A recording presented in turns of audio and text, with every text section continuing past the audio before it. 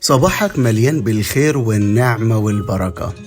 في سفر التثنية أصحاح 32 وعدد 11 بتقول كلمة الله: كما يحرك النسر عشه وعلى فراخه يرف ويبسط جناحيه ويأخذها ويحملها على منكبيه. قد الكلمات دي وقفت قدامها وتخيلت المنظر والقصة اللي بتحكيها الآية دي.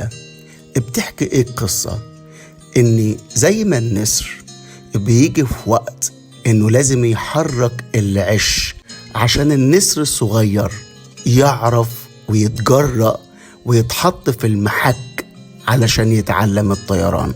ففي كذا مرحلة. المرحلة الأولى يحرك العش، وأعتقد ان النسر الصغير بيفكر ايه القسوة اللي بيعملها فيه ابوه دي، ايه المخاطرة الصعبة جدا انا مش متعود عليه انه يعمل كده معايا، ايه القرار اللي اخده النسر الكبير ده. ففي وقت الرب بياخد القرار ده، ويمكن انت بتشوفها قسوة او ممكن تشوفها مخاطرة، ممكن الامر يبقى صعب، بس انا عايز اقولك في قلب الآب إنه عايز يحركك ويدربك ويقويك ويشجعك. فما تخافش، لأن اللي بيحرك العش ده أبوه. وبعدين تيجي المرحلة التانية، بيقول على فراخه يرف.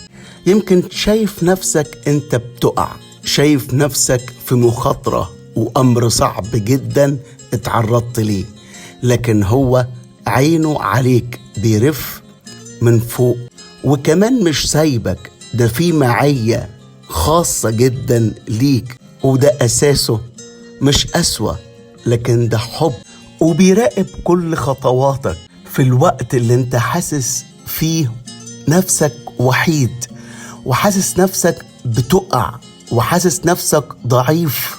فتيجي المرحلة الثالثة، فيلف ويجي من تحتيك ويبسط جناحيه، وبيعلن عن أمانته وبيعلن عن قوته فوق كل ظروف وأتعاب انت بتعدي فيها.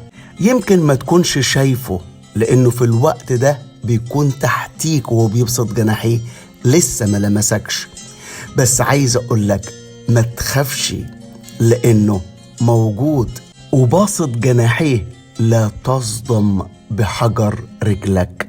تيجي المرحلة الرابعة، اللمسة ويأخذها. ما أجملها لمسة وانت في وقت بتتعب وتعبان وخايف ومرعوب، يجي يلمسك. لمسة بتوقف كل خوف، لمسة بتطمن إن هو في المشهد. وبعدين يقول كده: ويحملها على منكبيه. يرفعك مرة تاني ويقويك مرة تاني ويرجعك لمكانك مرة تاني. انت ابني، ما تخافش، انا موجود.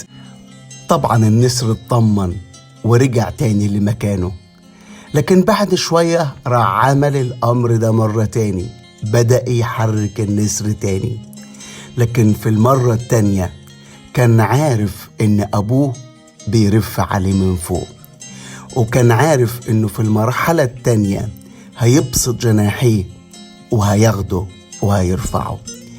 تشدد وتشجع لان ليك اب عظيم لا يتركك، لكنه يدربك يقويك علشان تتحرك الوقت اللي جاي بقوة مضاعفة.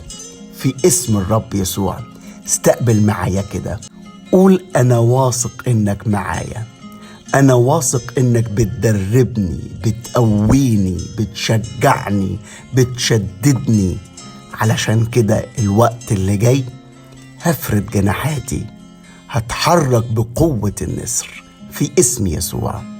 آمين.